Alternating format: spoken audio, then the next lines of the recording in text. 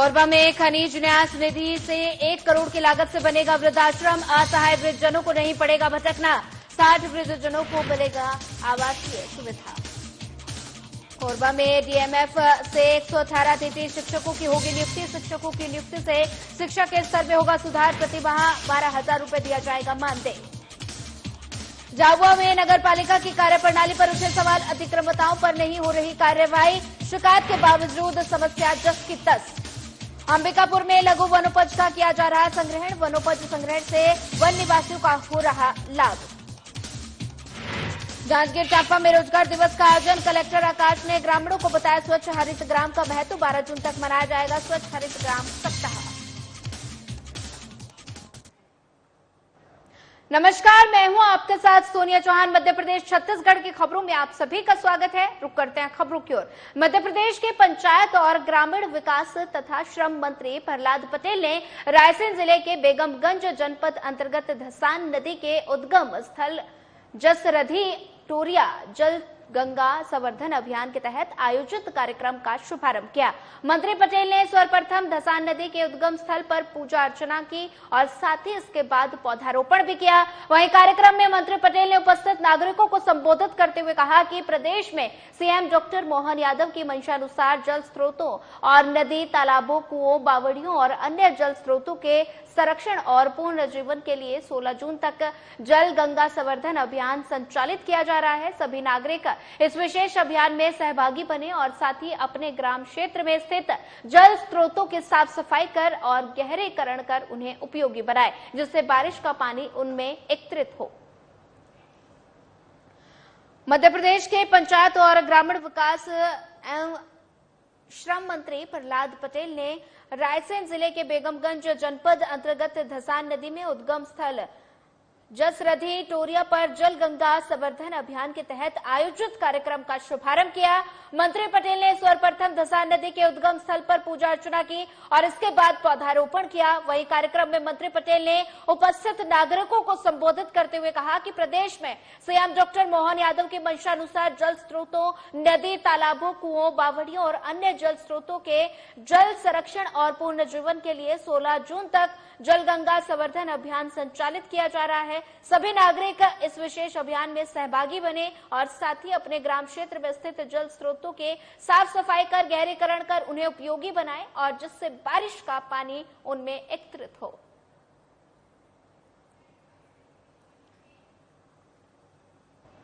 अगली खबर अंबिकापुर से है, जहां लोकसभा चुनाव समाप्त होते ही तबादलों का दौर शुरू हो चुका है।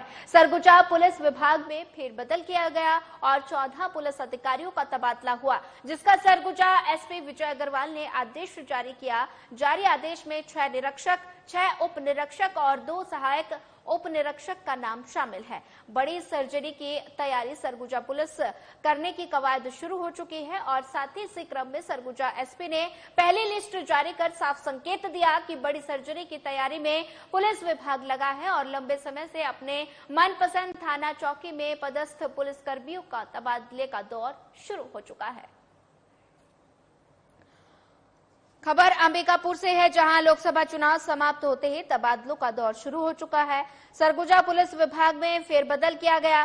14 पुलिस अधिकारियों का तबादला हुआ, जिसका सरगुजा एसपी विजय अग्रवाल ने आदेश जारी किया। जारी आदेश में 6 निरीक्षक, 6 उप निरीक्षक और 2 सहायक उप निरीक्षक के नाम शामिल हैं। एक बड़ी सर्जरी की तैयारी सरगुजा पुलिस करने की कवायद शुरू हो चुकी है और साथ ही इसी क्रम में सरगुजा एसपी ने पहली लिस्ट जारी कर साफ संकेत दिया है कि बड़ी सर्जरी की तैयारी में पुलिस विभाग लगा है और लंबे समय से अपने मनपसंद थाना चौकी में पदस्थ पुलिस कर्मियों के तबादले का दौर शुरू हो चुका है।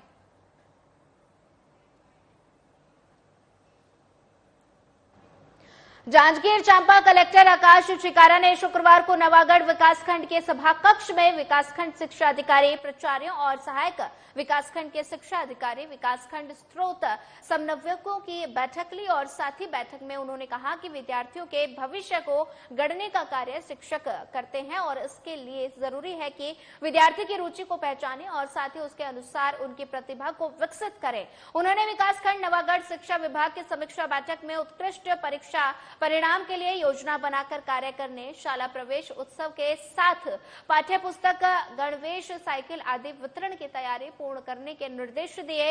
वहीं कलेक्टर ने विकासखंड शिक्षा अधिकारी और प्राचार्यों से कहा कि बच्चों के सर्वांगीण विकास के लिए गुणात्मक शिक्षा अत्यंत आवश्यक है और उन्होंने जिले के विद्यार्थियों को गुणात्मक शिक्षा प्रदान करने के लिए जरूरी उपाय सुनिश्चित करने के निर्देश दिए। जांजगीर चांपा कलेक्टर आकाश शिकारा ने शुक्रवार को नवागढ़ विकास खंड के सभाकक्ष में विकास खंड शिक्षा अधिकारी, प्राचार्यों, सहायक विकासखंड शिक्षा अधिकारियों, विकासखंड स्रोत समन्वयकों की बैठक ली। बैठक में उन्होंने कहा कि विद्यार्थियों के भविष्य में गढ़ने का कार्य शिक्षक करते हैं और इसके लिए जरूरी है कि विद्यार्थी की रुचि को पहचानें और उनके अनुसार उनकी प्रतिभा को विकसित करें। उन्होंने विकासखंड नवागढ़ शिक्षा विभाग की समीक्षा बैठक में उत्कृष्ट परिणाम के लिए योजना बनाकर कार्य करने, शाला प्रवेश उत्सव के साथ पाठ्य पुस्तक, गणवेश, साइकिल आदि वितरण की तैयारी पूर्ण करने के निर्देश दिए। वहीं कलेक्टर ने विकासखंड शिक्षा अधिकारी और प्राचार्यों से कहा कि बच्चों के सर्वांगीण विकास के लिए गुणात्मक शिक्षा अत्यंत आवश्यक है। उन्हें जिले के विद्यार्थियों को गुणात्मक शिक्षा प्रदान करने के जरूरी उपाय सुनिश्चित करने के निर्देश दिए।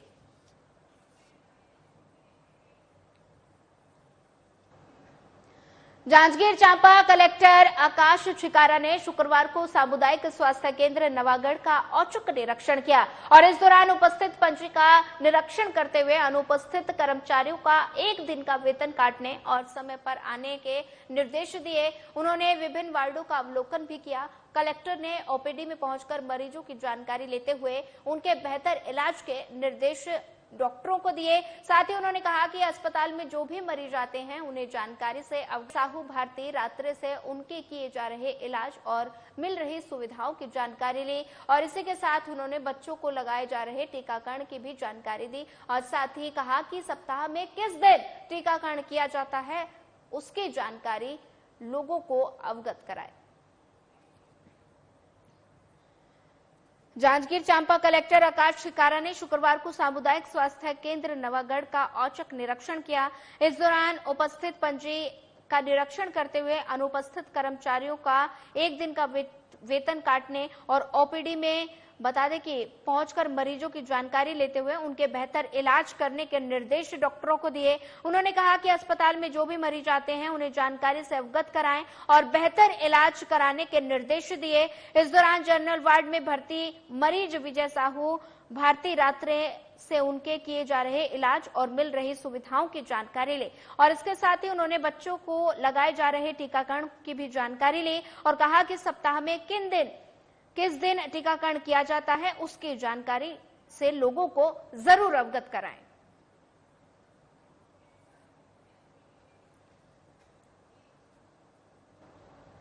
जांजगीर चांपा कलेक्टर आकाश शिकारा से निर्देशन और साथ ही जिला पंचायत मुख्य कार्यपालन अधिकारी गोकुल रावटे के मार्गदर्शन में जिले में रोजगार दिवस आयोजित किया गया और साथ ही बता दें कि रोजगार दिवस में महात्मा गांधी मनरेगा के माध्यम से चलाए जा रहे 5 से 12 जून तक स्वच्छ हरित ग्राम सप्ताह के आयोजन की जानकारी से ग्रामीणों को अवगत कराया और साथ ही इसके महत्व की भी जानकारी दी गई और इसी के साथ महात्मा गांधी मनरेगा के अंतर्गत सामुदायिक कार्यों, हितग्राही मूलक कार्यों की जानकारी से भी अवगत कराया गया। इस दौरान गांव में स्वच्छता अभियान भी चलाया गया।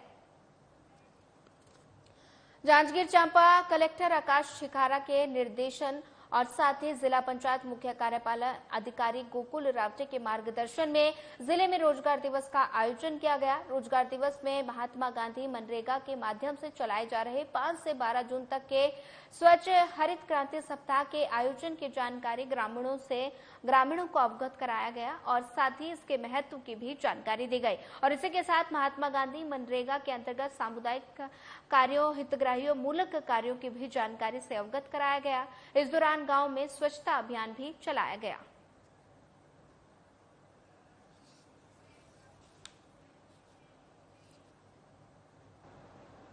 झाबुआ जिला अस्पताल की हालत बद से बदतर होती जा रही है। पिछले 15 दिनों से पानी की किल्लत से मरीज और उनके परिजनों को काफी मशक्कत करनी पड़ रही है।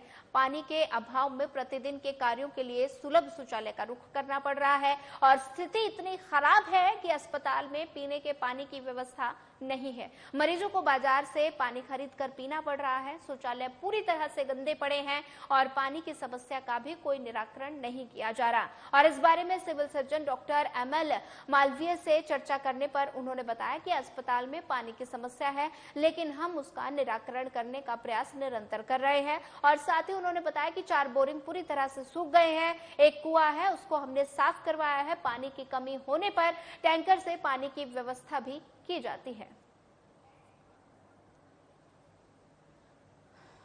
झाबुआ जिला अस्पताल की हालत बद से बदतर होती जा रही है। पिछले 15 दिनों से पानी की किल्लत से मरीज और उनके परिजनों को काफी मशक्कत करनी पड़ रही है। पानी के अभाव में प्रतिदिन के कार्यों के लिए भी सुलभ शौचालय का रुख करना पड़ रहा है और साथ ही मरीजों को बाजार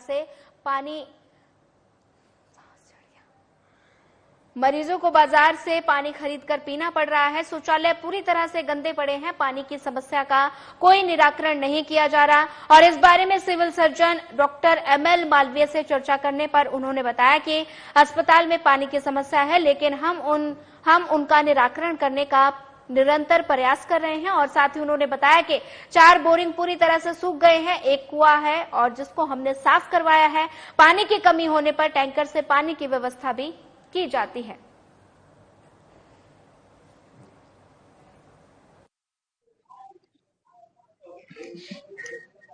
उधर से बाहर चला रहे हैं, बाहर जा रहे सर। यहाँ पे कोई व्यवस्था नहीं है। यहाँ पे कोई व्यवस्था नहीं है।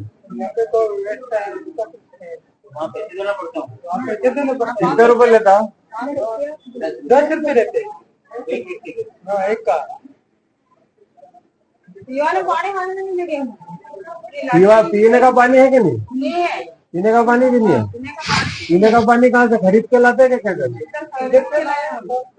कितने रुपए में मिलती बॉटल? पानी है, बीच बीच में पानी अभी गर्मियों के टाइम पे थोड़ा हमारे 1-2 बोरिंग है, उनमें पानी की कमी हो गई है। इसकी वजह से उनको लगातार पानी नहीं मिल पाता है।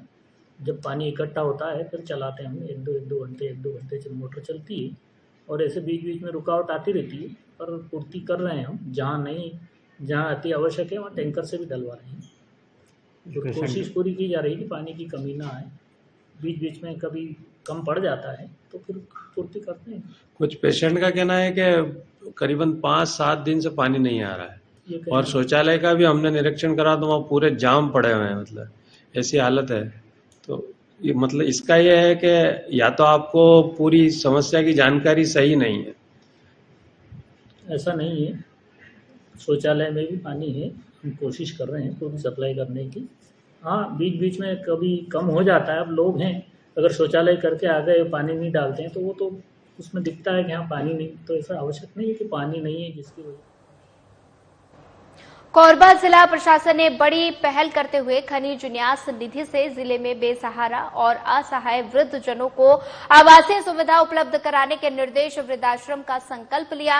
और साथ ही इस दिशा में नगर पालिका निगम कोरबा क्षेत्र अंतर्गत वार्ड क्रमांक 54 सर्व मंगला मंदिर के पास स्थित आश्रम का नवीनीकरण करते हुए 1,01,22,000 रुपए की प्रशासकीय स्वीकृति प्रदान की है। और वृद्ध और निशक्त जनों के कल्याण के लिए विशेष कार्यक्रम के तहत संचालित होने वाले इस आश्रम में 60 पुरुष और महिला वृद्धों को आवासीय सुविधा मिलेगी।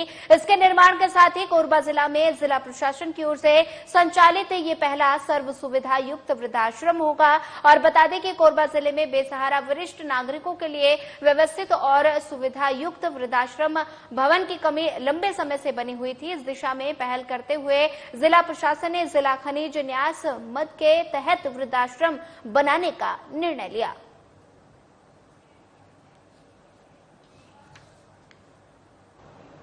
कोरबा जिले के ऐसे हाई और हायर सेकेंडरी विद्यालय जहां शिक्षकों की कमी की वजह से स्कूल के विद्यार्थी ठीक से ज्ञान प्राप्त नहीं कर पाते, उन स्कूलों में जिला खनिज न्यास निधि से अतिथि शिक्षकों की नियुक्ति की जाएगी। और साथ ही जिले में ऐसे 118 विद्यालय चिन्हित और चयनित किए गए हैं। नए सत्र से शीघ्र ही इन विद्यालयों में विषय वाले शिक्षक पहुंचेंगे और साथ ही विद्यार्थियों को संबंधित विषय पढ़ाने के साथ ही समय पर सिलेबस भी पूरा कराएंगे। कलेक्टर अजीत वसंत ने जिले के लगभग 118 विद्यालयों में विषय विशेषज्ञ शिक्षकों के मानदेय आधार पर नियुक्त के संबंध में निर्देश दिए।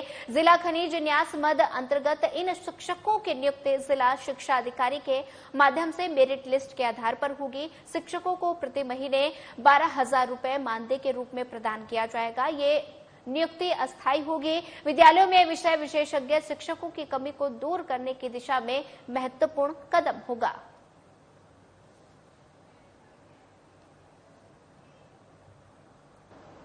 झाबुआ नगर पालिका की कार्यप्रणाली पर हमेशा से प्रश्न उठते रहे हैं और साथ ही बता दें कि वर्तमान में नगर पालिका प्रशासन अतिक्रमणताओं के लिए बहुत लचीला और अतिक्रमणकर्ता निरंकुश हो चुके हैं। आपको बता दें कि एक व्यक्ति ने उत्कृष्ट सड़क के पुलिया पर ही दुकानें बना ली और पेट्रोल पंप के पास सड़क के फुटपाथ पर मलबे का ढेर लगा हुआ है। शहर में हर तरफ अतिक्रमण फैला हुआ है और मुख्य बाजार की सड़कों पर व्यापारी अपना सामान तक रख देते हैं और इतना रास्ता भी नहीं बचता कि एम्बुलेंस या फायर ब्रिगेड जा सके। और साथ ही जिम्मेदारियों का रटा हुआ जवाब रहता है कि जल्द ही इस समस्या का निराकरण कर लिया जाएगा, परंतु स्थिति जस की तस बनी हुई है।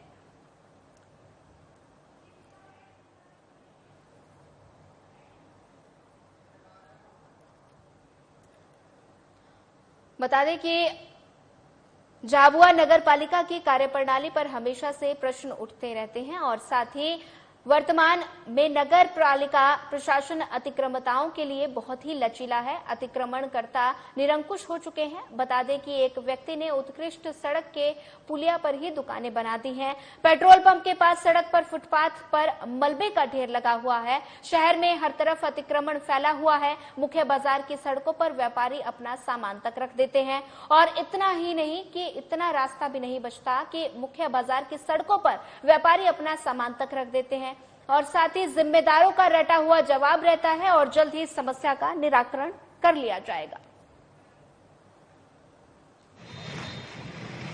मलबे के लिए कार्रवाई करने के लिए हम उनको नोटिस जारी करने वाले हैं और जल्द जो मलबा उसने डाला है उसको हटवाएंगे और जो अतिक्रमण किया उसके लिए वरिष्ठ अधिकारियों से बात कर चर्चा कर उस पर कार्रवाई। वो 3 महीने से वहाँ काम चल रहा है, आपने अभी तक क्या आपका ध्यान नहीं गया क्या वहाँ पे वो दुकान वाला? उसको संज्ञान में लेके करते। अगली खबर भोपाल से है, जहां महापौर मालती राय ने कोय फिजा स्थित सिरीन नदी में पर्यावरण दिवस के उपलक्ष्य में झील संरक्षण के कार्यक्रम के तहत सामूहिक श्रमदान किया और इस अवसर पर निगम आयुक्त हरेंद्र नारायण, MIC और साथी सदस्य रविंद्र यति, पार्षद प्रियंका मिश्रा, पार्षद विनीत सोनी, अपर आयुक्त टीना यादव और जन समुदाय उपस्थित रहा।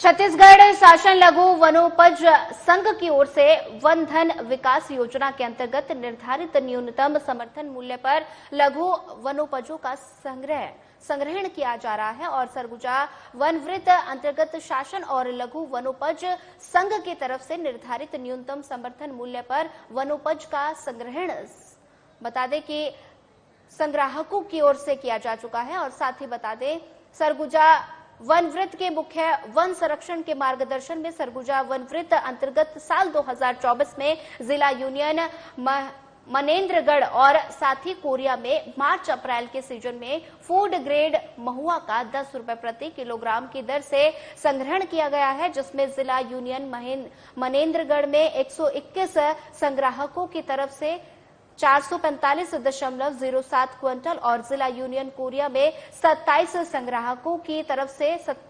87.55 क्विंटल फूड ग्रेड महुआ का संग्रहण किया गया और साथ ही वृत्त स्तर में कुल 532.62 क्विंटल के संग्रहण के 148 संग्राहकों को 5.33 लाख रुपए का अतिरिक्त लाभ प्राप्त हुआ।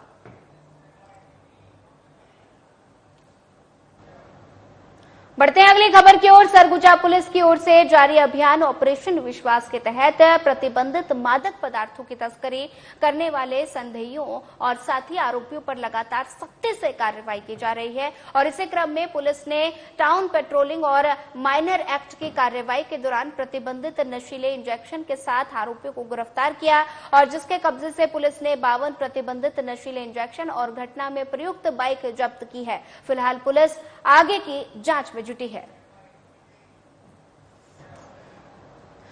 अगली खबर बालाघाट से है, जहां वारासिवनी पुलिस को बड़ी सफलता हाथ लगी है। पुलिस ने गोली चलाने के मामले में 2 आरोपियों को गिरफ्तार किया। बता दें कि 4 जून को वारासिवनी थाना अंतर्गत वार्ड नंबर 11 कायदी निवासी राकेश लीलहारे पर गोली चलने पर सूचना मिलने पर तुरंत उसे हॉस्पिटल ले जाया गया था, जिसके बाद डॉक्टर की सलाह पर उसे किंग्सवे हॉस्पिटल नागपुर रेफर कर दिया गया। वहीं मामले को लेकर पीड़ित के छोटे भाई मुकेश लीलहारे ने वारासिवनी थाने में अपराध दर्ज करवाया, जिसके बाद पुलिस ने जांच पड़ताल करते हुए प्रकरण के मुख्य आरोपी महेश बनूटे उर्फ छोटू और मिंतुला शेख उर्फ आर्यन को गिरफ्तार किया गया, जिसके कब्जे से पुलिस ने बता दें कि घटना में प्रयोग की गई पिस्टल और एक जिंदा कारतूस, पिस्टल के अन्य मैगजीन और एक अन्य देसी कट्टा बरामद किया। फिलहाल पुलिस आगे की जांच में जुटी है।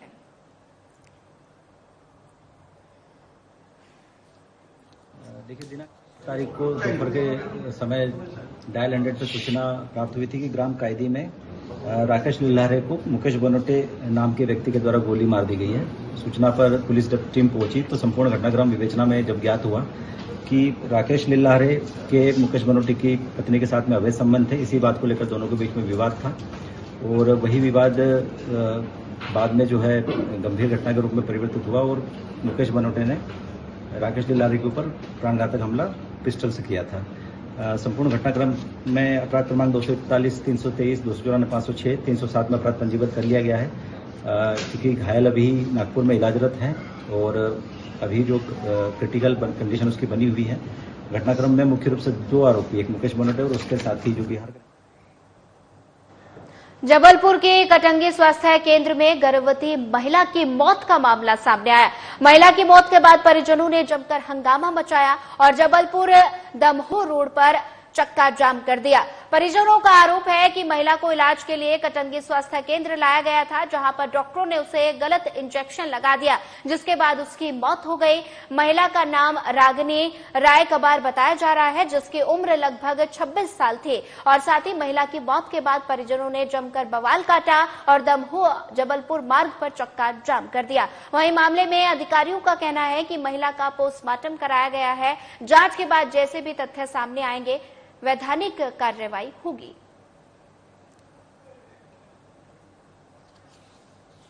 अस्पताल में एक महिला की इलाज के दौरान मृत्यु हो गई थी। परिवारजनों का आरोप है कि डॉक्टर के इंजेक्शन लगाने से ये घटना हुई है। हमने मर्ग पंजीबद्ध कर लिया है, पोस्टमार्टम हो गया है और उनका शिकायत आवेदन पत्र ले लिया है और इसकी जो बिस्तरा जब्त किया गया है और जो भी कारण होगा इसकी मेडिको लीगल जांच करा ली जाएगी, फोरेंसिक जांच करा ली जाएगी और परिवारजनों को हमने आश्वस्त किया है कि जो भी इसमें रिपोर्ट आएगी फोरेंसिक साइंस रिपोर्ट, उसके आधार पर इसमें सरगुजा पुलिस की ओर से आपराधिक गतिविधियों में संलिप्त आरोपियों के खिलाफ लगातार सख्ती से कार्रवाई पर आरोपियों की धरपकड़ की जा रही है और इसी क्रम में पुलिस ने हत्या के मामले में आरोपी बेटे को चंद घंटे के अंदर गिरफ्तार कर लिया। वहीं बता दें कि प्रार्थी ने थाने में रिपोर्ट दर्ज करवाई थी और उसके पिता को मार दिया गया था। वहीं प्रार्थी ने बताया कि मृतक के साथ रहने वाला उसका बेटा घटना के बाद से फरार है, जिसके बाद पुलिस ने घटना स्थल का निरीक्षण किया और साथ ही पोस्टमार्टम रिपोर्ट के आधार पर आरोपी बेटे को गिरफ्तार कर लिया गया और साथ ही घटना में प्रयुक्त टांगी भी पुलिस ने बरामद कर ली और फिलहाल पुलिस कार्रवाई में जुटी है।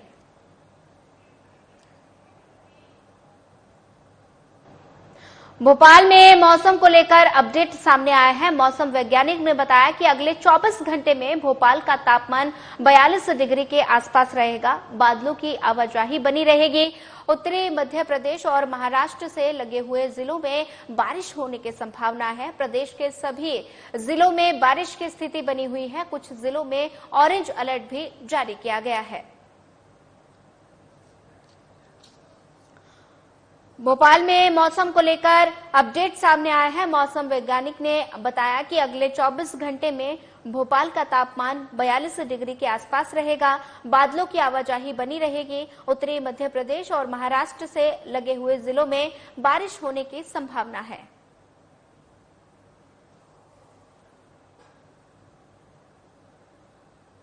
जैसा देखेंगे आप, नॉर्थ वेस्ट एमपी के ऊपर एक हवा चक्रवाती केंद्र बना हुआ है, जिसकी वजह से अरब सागर से मॉइस्चर आ रहा है। मॉइस्चर आने की वजह से बादलों की आवाजाही देखी जा रही है। इसकी वजह से महाराष्ट्र से लगे हुए क्षेत्र है, जैसे खंडवा, खरवान, बुरहानपुर, हरदा, देवास, बैतूल, छिंदवाड़ा और बालाघाट में कहीं कहीं तेज हवाओं के साथ वर्षा और कहीं कहीं ओले भी पड़ने की संभावना है। वैसे प्रदेश भर में पूरे में बारिश की संभावना है। और दूसरा वेदर जो है वो यूपी से लगे हुए जो सटे क्षेत्र जिले हैं, रीवा, सीधी, सिंगरौली, सतना, छतरपुर, टीकमगढ़, दतिया, भिंड, यहाँ पे टेम्परेचर बढ़ के 45 डिग्री के आसपास पहुंचने की संभावना है, जिससे लू की। फिलहाल इस बुलेटिन में इतना ही। ज्यादा खबरों के लिए बने रहिए हमारे साथ। नमस्कार।